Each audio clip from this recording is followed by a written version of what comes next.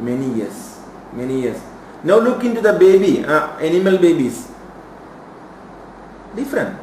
You see, animal baby, no delivery room, no nurses, nobody.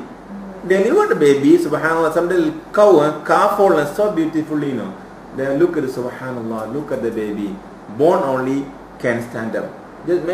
Just fall like that, immediately will stand up. Who taught the baby to stand up like that? This is the mercy of Allah subhanahu wa ta'ala. And the baby stand up. Baby stand up, immediately over the baby turning the face to the mother. Who taught the baby to do so? Awha lin nahli, Allah said, I give wahyu to honeybee, bees, to go to the jungle and look for the flowers as honey. Wahyu. So the same way Allah giving wahyu to these babies to look for their livelihood from their mother.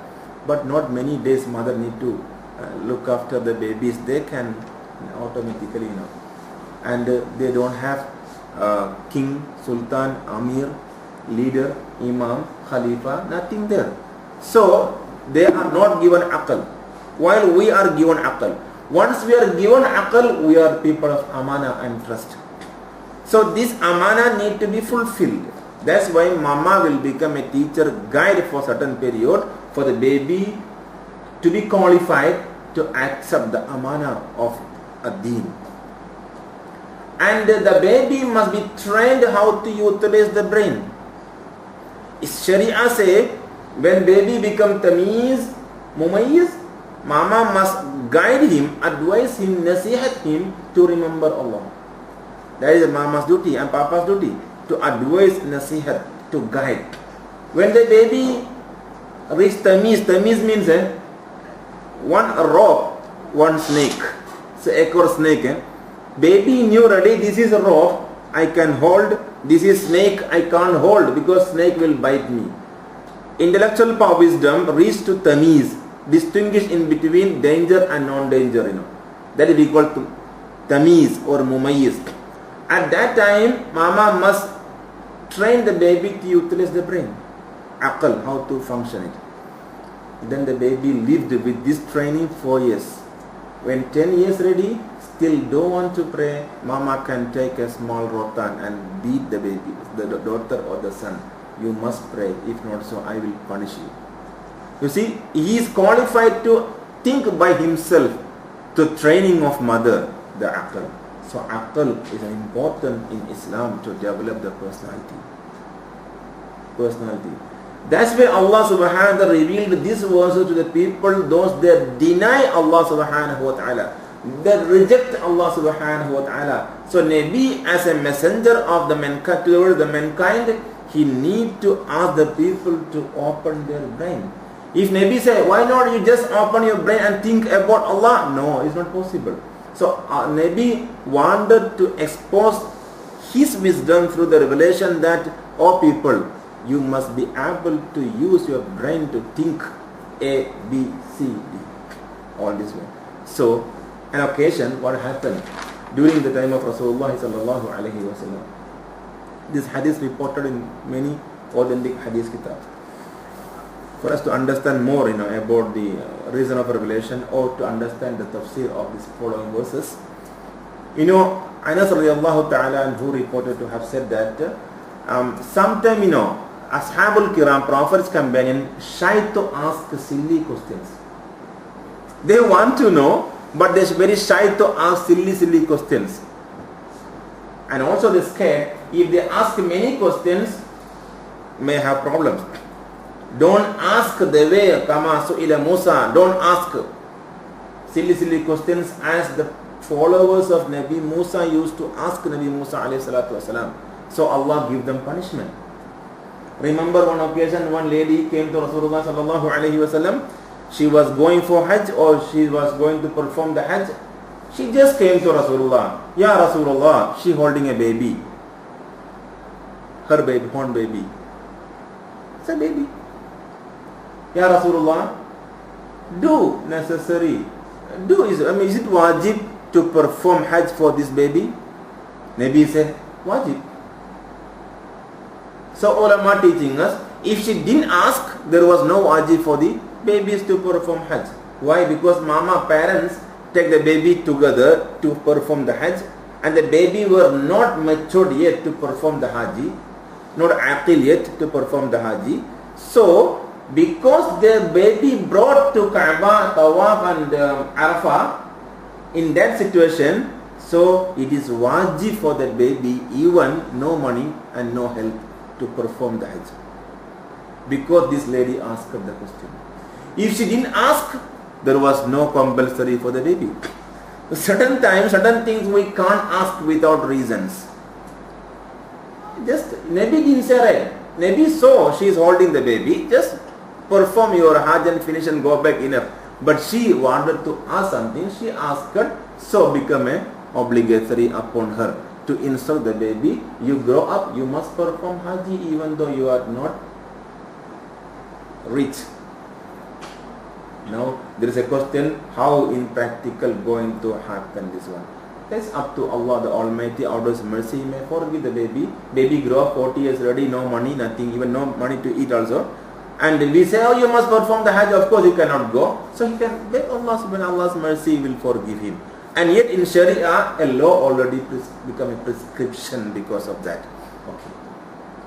So we are not permitted to ask many questions without reason. Because wahyu is coming, Allah will give us what we need. Sure? And Anas radiallahu ta'ala who says that we wanted to ask many things, but we worried because of this, we don't want to ask many questions. And we hope that Badwi people, these desert people, they are very far from the town. They are not that mature as town people. They may ask many things. Orang kampung may ask macam-macam kan. Orang bandar tak ask many questions, because they are already exposed to what is happening here. But the kampung people will come and ask everything because they are not exposed to. So these men, people come from Badawiyun, all these Badawiyun, they may ask. So sometimes Prophet's companion used to think, oh, if a Badawi come and ask few questions, we want to hear. Suddenly one brother came. His name was Lammam ibn Sa'laba. He actually one of the leader of Banu Sa'd tribe. He came and he started to ask Rasulullah sallallahu alaihi wasallam few questions, and the questions are very beautiful in Hadith, Kitab Hadith. He came and asked, Ya Rasulullah, one of your companions came to us and told us few things about you. They said that you are a messenger of Allah. Is it true? He came to Rasulullah, is it true? Nabi said, yes, I am messenger of Allah. Again he asked her, who created the sky? Nabi said, Allah. Then again he asked her, who created earth? Nabi said, Allah.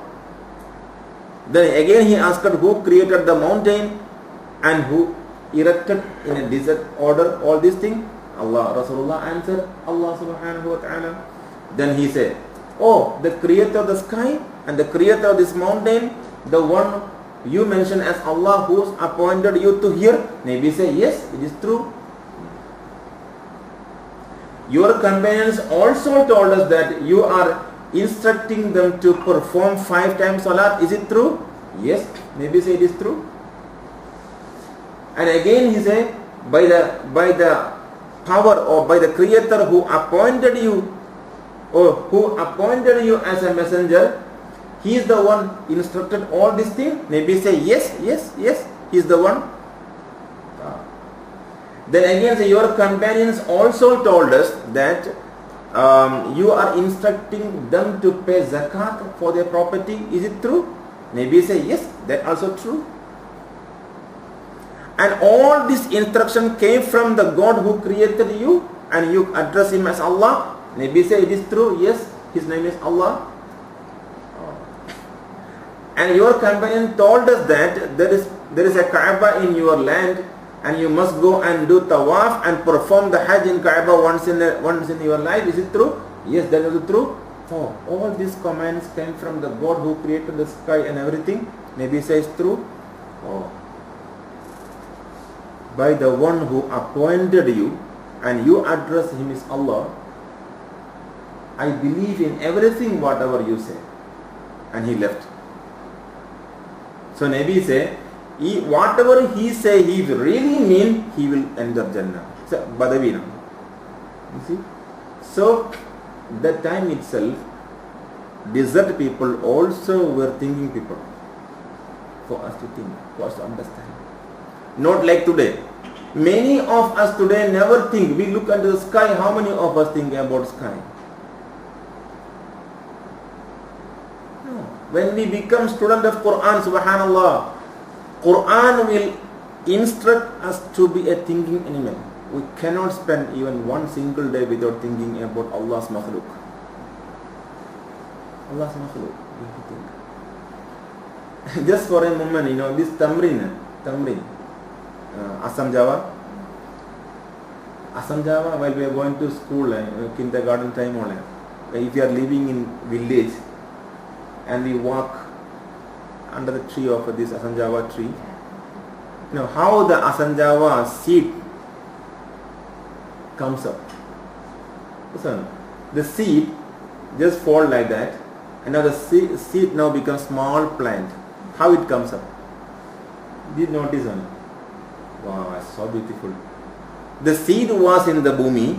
Now the seed will be on the top, and the root will be down.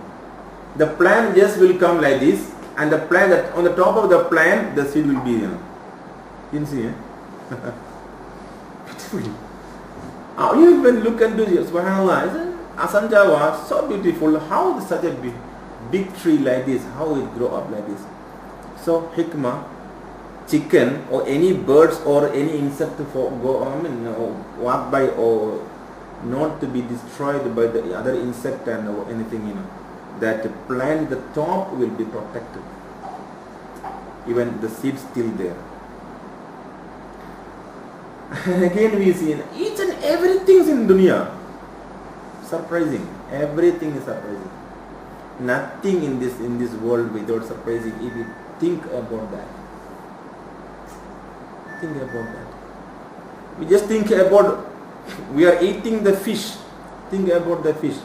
Even biologically, when we study zoology, that fish, marine biology, we study, subhanallah. Everything. Oxidizing. But the oxygen, how? How oxygen? How Allah subhanahu wa ta'ala organized oxygen in water. And H2O is water and all this. So, subhanallah, everything. Wherever we go in, small algae, fungi, atomic structure, ultra microscopic structure also, there is something for us to think and understand. So in these verses, ayah 17 to 26, inshallah, Allah teaching us certain verses, very important for us to open our eyes. Okay? أَفَلَا يَنْظُرُونَ إِلَى الْإِبْلِ كَيْفَ خُلِقَتْ. Do they not look at the camels, how they are made? And the camel is very familiar animals for the Arabs. And how they treat camels in Arab, how beautiful. Even camel, sometimes the camel's name also in Arab is a different name. Safinatul Sahara. What is Safinatul Sahara? Safina means ship. As-Sahara desert. A desert ship. Who named 14 centuries ago, Safinatul Sahara is named for camel. So how much they understood about camel at that point of time. And today we ask our students graduate from any university, we ask them, do you know anything about camel? I don't know. Because camel is not Malaysian animal, right? So we are not interested to know. That Malaysian animal also, are we interested to know? Sometimes we dig our well in our compound, we dig the well. 2 minutes more, going to stop. We dig. Maybe some compound we need to dig 5 meters inside, or maybe 6 meters inside, or maybe to get water. We, after 4 meters deep inside, you can see our friend sitting there. Who is that? There is a small cave, small hole like a small cave inside, and in that cave our friend is sitting. F-R-O-G, frog. Sitting. When we reach, dig, we reach there only, we know there is a small palace for this frog there. And inside that palace, this our friend is sitting there. The question here, from where the frog gets water there? No water. From where the frog gets oxygen there? No oxygen there. From where the frog gets food there? No food. No food there. But the frog we see there, while we dig, I myself witnessed this. Why I'm very happily informing, sharing with all my dear brothers and sisters. I have seen it. And the frog is very big frog. Without eating, how its body can be nutritious like this? Nothing there. A small cave, the fellow is sitting there. When our brother reached there, only, oh, frog is here. He just took it and threw it. But for a thinker, he cannot come back without thinking, Subhanaka ma khalaqta hadha batila. Not only while look unto the sky say that, but look unto any makhluk, we have to say, Subhanaka, glorify, glory be to you, Allah. You never created all these things without a meaning. A frog deep inside 4 meter, 5 meter deep inside the soil, living without any convenience for it also. Science may explain that this, everything. That also convenient explanation. Science may change what they say yesterday, because that is the given knowledge of that particular day. But surprising that Allah says, Khaliqul Makhluq, I am the creator of all the creation, the creatures. So Fatir Samawati wal Ardi, in all my makhluk, you can see my power. You can see my power. A camel. We don't have time today. We can continue next Wednesday. But in one camel itself, subhanallah, out of 6,660 verses of Al-Quran, one verse just to think for us until the end of the day about one animal. Let's say this animal will disappear like any other animal disappear from this surface of the bhumi. Any animal, there are many animals disappear according to scientific study. If camel disappear also, this verse will be here. After 50,000 years, or maybe after 5 million years, now we don't know, Allah knows, Qiyamah never happened, but Quran will be here. And this Quran will ask the men, why are you not thinking about camel? Then they will be thinking, what is camel? So we must know why Allah asked us to think about camel. And that one disappear animal, what its name? In the history, one big animal, very big. Dinosaur. We never knew dinosaur, but we are getting new information about dinosaur from the fossil studies. May not be true, only Allah knows, because we do not know anything about dinosaurs' character. But Safinatus Sahara, 14 centuries ago, Arabs knew, and they can name one animal, Safinatus Sahara, the ship of the desert. Why? They practically enjoyed it, and they knew. So my dear sisters, until the end of the day, we have to study about one animal to know Allah subhanahu wa ta'ala and Allah's power. That's the beauty of Quran. So this Quran verses from 17